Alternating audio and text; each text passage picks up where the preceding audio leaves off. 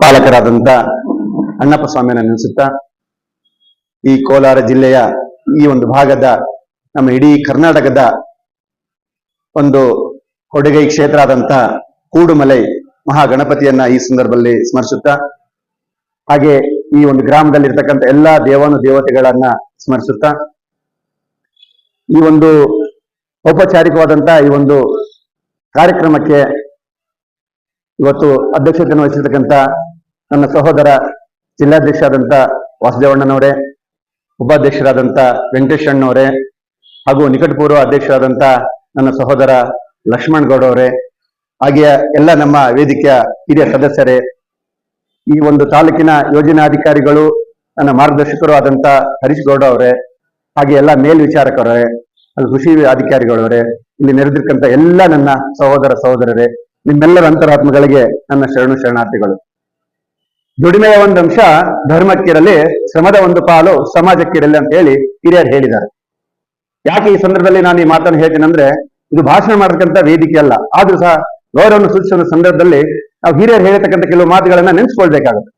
ಮೊದಲೇ ಸಾಲ ಹೇಳಿದಾಗೆ ದುಡಿಮೆಯ ಒಂದು ಅಂಶ ಧರ್ಮಕ್ಕಿರಲಿ ಅಂದಾಗ ನಾನು ಲಿಂಗಾಯತ, ನಾನು ಒಕ್ಕಲಿಗ, ನಾನು ಕುರುಬ, ನಾನು ವಾಲ್ಮೀಕಿ, ನಾನು ಹರಿಜನ, ಈ ತರ ನಾವು ಭಾವನೆಯನ್ನ ನೋಡ್ಕೊಂತೀವಿ. ಅದು ನಾವು ಮಾಡ್ಕೊಂತಿರೋ ಜಾತಿ. ಅದು ಧರ್ಮ ಯಾವುದು? ಧರ್ಮ ನಾವು ಎಲ್ಲ ಒಂದು ಸಭೆ ನಮ್ಮ ಗ್ರಾಮೀಣ ಭಾಗದಲ್ಲಿ ಒಂದು ಪಂಚಾಯತಿ ಮತ್ತೊಂದು ಮೂದೊಂದು ಆದಾಗ ನಾವು ಹೇಳ್ತಾ ಇದ್ವಿ, ಧರ್ಮದಿಂದ ಮಾತಾಡು, ಧರ್ಮದಿಂದ ನಡ್ಕೋ, ಧರ್ಮದಿಂದ ಇರು ಅಂತ ಹೇಳ್ತಾರೆ. ಆ ಧರ್ಮಕ್ಕೆ ನಮ್ಮ ಒಂದು ಪಾಲಿರಲಿ. ಹಾಗೆ ಇನ್ನೊಂದು ಪಾಲನ ನಾವು ಸಮಾಜಕ್ಕೆ ಇರಲಿ ಅಂತ ಹೇಳಿದಾಗ, ಸಮಾಜ ಅಂದ್ರೆ ಕೇವಲ ನಮ್ಮ ಮನೆ ಅಥವಾ ನಮ್ಮ ಕುಟುಂಬ ಅಥವಾ ನಮ್ಮ ವಟಾರ ಆಗೋದಿಲ್ಲ. ಇಡೀ ವ್ಯವಸ್ಥೆಯಲ್ಲಿ ಏನಿದೆ ಆ ಒಂದು ಸಮಾಜಕ್ಕೆ ನಮ್ದೊಂದು ಭಾಗ ಇರಲಿ ಅಂತ ಹೇಳ್ತಾರೆ. ಯಾಕಂತಂದ್ರೆ ನಂಗೆ ಇಲ್ಲಿ ಬರ್ತಕ್ಕಂಥದ್ದು ಒಂದು ವಿಶೇಷ ಆಯ್ತು. ಎಲ್ಲರ ಜಿಲ್ಲಾ ನಿಕಟಪೂರ್ವ ಅಧ್ಯಕ್ಷರು ಎಲ್ಲರೂ ನಮ್ಗೆ ಸಂಪರ್ಕದಲ್ಲಿ ಪ್ರತಿದಿನ ಈಗೂ ಸಹ ಫೋನ್ ಬರ್ತಾರೆ, ವಿಶ್ ಮಾಡ್ತಾ ಇದ್ದಾರೆ. ಹಬ್ಬ ಬೇರೆ, ಹಾಗಾಗಿ ಎಲ್ಲರಿಗೂ ನಾನು ಮತ್ತೊಮ್ಮೆ ಮಕರ ಸಂಕ್ರಮಣೆ ಹಬ್ಬದ ಶುಭಾಶಯಗಳನ್ನು ಹೇಳ್ತೀನಿ. ಅಧ್ಯಕ್ಷರಿಗೆ ಮತ್ತೆ ಇಲ್ಲಿರ್ತಕ್ಕಂಥ ಎಲ್ಲ ಉಪಾಧ್ಯಕ್ಷರಿಗೆ ಎಲ್ಲರಿಗೂ ಇಷ್ಟೇ ವಿಶೇಷ ಸಮಯ. ಈ ಜೀವ ನಮ್ಮದಲ್ಲ, ಜೀವನ ನಮ್ಮದು. ಈ ಜೀವ ಯಾವ ಕ್ಷಣದಲ್ಲಾದ್ರೂ ಬೇಕಾದ್ರೂ ಹೋಗ್ಬೋದು. ಆದ್ರೆ ಜೀವನವನ್ನ ಹೇಗೆ ರೂಪಿಸ್ಕೋಬೇಕನ್ನೋದನ್ನ ನಾವು ಪೂಜ್ಯ ಕಾವಂದರ ಮಾರ್ಗದರ್ಶನದಲ್ಲಿ ನಾವು ಕಲಿತಕ್ಕಂಥದ್ದು ಸಾಕಷ್ಟಿದೆ. ಅವರ ಒಂದು ಸರಳತೆ, ಅವರೊಂದು ಸಮಾಜಕ್ಕೆ ಅವರ ಕೊಡುಗೆ ಹೇಗಿದೆ ಅಂತಂದ್ರೆ, ನಮ್ಮ ಅಧ್ಯಕ್ಷರು ಹೇಳಿದಾಗೆ ಕೆಲವೇ ಅಂಶಗಳನ್ನು ಮಾತ್ರ ಹೇಳಿದ್ದಾರೆ. ಅವರು ಹೇಳಕ್ ಹೋದ್ರೆ ನಮ್ಗೆ ಟೈಮೇ ಸಾಲೋದಿಲ್ಲ. ಯಾಕಂದ್ರೆ 36 ವರ್ಷಗಳ ಕಾಲ ಒಂದು ಪತ್ರಿಕೋದ್ಯಮದಲ್ಲಿ ನಾನು ಸೇವೆಯನ್ನು ಸಲ್ಲಿಸಿ ಅವ್ರ ಪತ್ರಿಕೆಯನ್ನು ಮನೆ ಮನೆಗೆ ವಿತರಣೆ ಮಾಡ್ತಾ ಈ ಒಂದು ಯೋಜನೆಯಲ್ಲಿ ನಾನು ಬರಬೇಕಾಯಿತು. ನಮ್ಮ ಕೊಪ್ಪಳ ಪ್ರಾದೇಶಿಕ 2013ರಲ್ಲಿ ಪ್ರಾರಂಭ ಆಯಿತು. ಆಗ ನಮ್ಮ ತಾಲೂಕು ಯೋಜನಾಧಿಕಾರಿಗಳಾದಂತ ಚಂದ್ರಶೇಖರ್ ಸರ್ ಅಂತ ಇದ್ರು. ಆಗ ನಮ್ಮ ಪ್ರಾದೇಶಿಕ ನಿರ್ದೇಶಕರಾದಂತ ನಮ್ಮ ದೂತಪ್ಪ ಗೌಡ್ರು ಅವರಿದ್ರು, ಮತ್ತೆ ನಮ್ಮ ನಿರ್ದೇಶಕರಾದಂತ ನಮ್ಮ ವಿನಯ್ ಸರ್ ಅವರಿದ್ರು. ಇವನ್ನೆಲ್ಲ ನಾವು ಯಾಕೆ ನೆನ್ಸ್ಕೊಂತೀವಿ ಅಂತಂದ್ರೆ, ಇವತ್ತು ನಾವು ಇಲ್ಲಿ ಬಂದಿದ್ದೀವಿ. ನಮ್ಮ ತಾಲೂಕು ಯೋಜನಾಧಿಕಾರಿ ಹರೀಶ್ ಗೌಡ ಅವರು ಇದ್ದಾರೆ.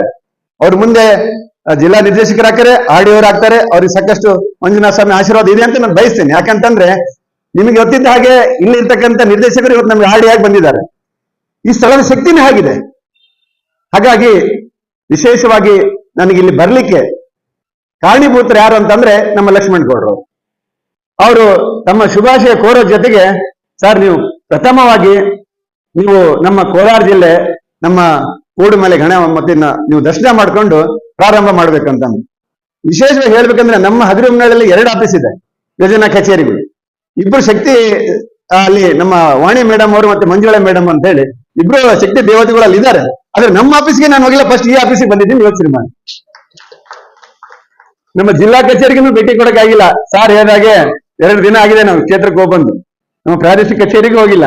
ಆ ಭಗವಂತನ ಒಂದು ಆದೇಶ ಇಲ್ಲಿದೆ ಅಂತ ನನ್ಗೆ ಅನ್ಸುತ್ತೆ. ಜೊತೆಗೆ ಚಿನ್ನದ ವ್ಯಾಪಾರವನ್ನ ಮಾಡ್ಕೊಂಡಿರ್ತಕ್ಕಂಥವ್ರು ಕೋಲಾರ ಹೇಗಿರುತ್ತೆ ಅಂತ ಇವತ್ತಿಗೂ ನೋಡಿಲ್ಲ ನಾನು. ಇವತ್ತೇ ಫಸ್ಟ್ ಪ್ರಥಮವಾಗಿ ಕೋಲಾರ ಜಿಲ್ಲೆಯನ್ನು ಅಡ್ಡಾಡ್ತಾ ಇರೋದು.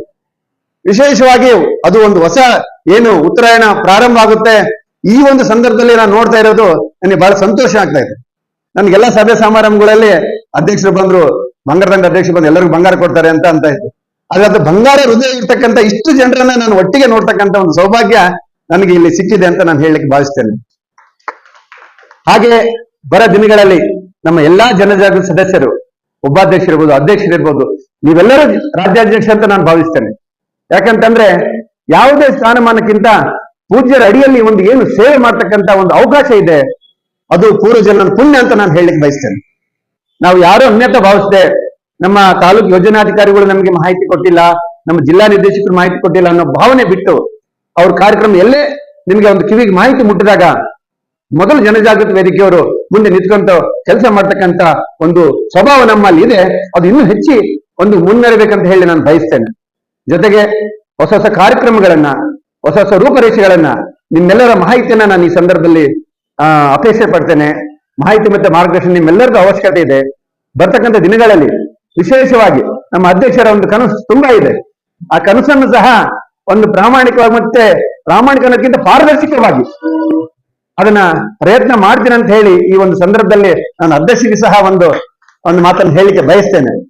ಹಾಗೆ ನಮ್ಮ ತಾಲೂಕು ಯೋಜನಾಧಿಕಾರಿಗಳು ಸಹ ಬಹಳ ಖುಷಿ ಆಯ್ತು ನನಗೆ. ಅವರು ದೇವಸ್ಥಾನಕ್ಕೆ ಭೇಟಿ ಕೊಡ್ತಾರೆ ಅಂತ ನಮ್ಮ ನಿಕಟಪೂರ್ವ ಅಧ್ಯಕ್ಷರನ್ನು ಹೇಳಿಲ್ಲ ನನಗೆ. ಸುಮ್ಮನೆ ಈಗ ಕ್ಯಾಜುವಲ್ ಆಗಿ ಎಲ್ಲರೂ ಭೇಟಿ ಆದಂಗೆ ಇವರು ತಾಲೂಕು ಯೋಜನಾಧಿಕಾರಿಗಳು ಅಂದಾಗ ನಾವು ಅವ್ರಿಗೆ ತಹಸೀಲ್ದಾರ್ ಅಂತ ಕರಿತೀವಿ, ನಾವು ಜಿಲ್ಲಾ ನಿರ್ದೇಶಕರಿಗೆ ನಾವು DC ಅಂತ ಕರಿತೀವಿ, ನಾವು ನಮ್ಮ ಪ್ರಾದೇಶಿಕ ನಿರ್ದೇಶಕರಿಗೆ ನಾವು ಕಮಿಷನರ್ ಅಂತ ಕರಿತೀವಿ.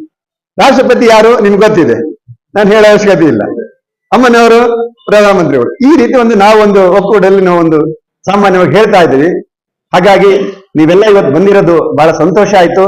ಆ ಮಂಜುನಾಥ ಸ್ವಾಮಿ ನಿಮ್ಮೆಲ್ಲ ಕುಟುಂಬಗಳಿಗೆ ನಿಮ್ಮೆಲ್ಲ ಇಷ್ಟಾರ್ಥಗಳನ್ನ ನೆರವೇರಿಸಲಿ, ನಿಮ್ಮ ದುಃಖ ದುಮ್ಮಾನಗಳನ್ನ ದೂರ ಮಾಡಲಿ, ಸಂತೋಷ ಸಮೃದ್ಧವಾದಂತ ಜೀವನ ನಿಮ್ಗಾಗ್ಲಿ ಅಂತ ಹೇಳ್ತಾ, ನನಗೆ ಅವಕಾಶ ಮಾಡಿಕೊಟ್ಟಿರ್ತಂತ ನಮ್ಮ ತಾಲೂಕು ಯೋಜನಾಧಿಕಾರಿಗಳಿಗೆ, ನಮ್ಮ ಜಿಲ್ಲಾಧ್ಯಕ್ಷರಿಗೆ, ಜಿಲ್ಲಾ ಉಪಾಧ್ಯಕ್ಷರಿಗೆ ಹಾಗೂ ನಮ್ಮ ಇಲ್ಲಿ ಬಂದಿರತಕ್ಕಂಥ ಎಲ್ಲ ಸಹೋದರ ಸಹೋದರಿಗೆ ನನ್ನ ಭಕ್ತಿ ಪ್ರಣಾಮಗಳನ್ನು ಹೇಳಿ ನನ್ನ ಎರಡು ಮಾತುಗಳನ್ನು ವಿರಾಮವನ್ನು ಹೇಳ್ತೇನೆ. ಜೈ ಜನರ ವೇದಿಕೆ, ಜೈ ಧರ್ಮಸ್ಥಳ.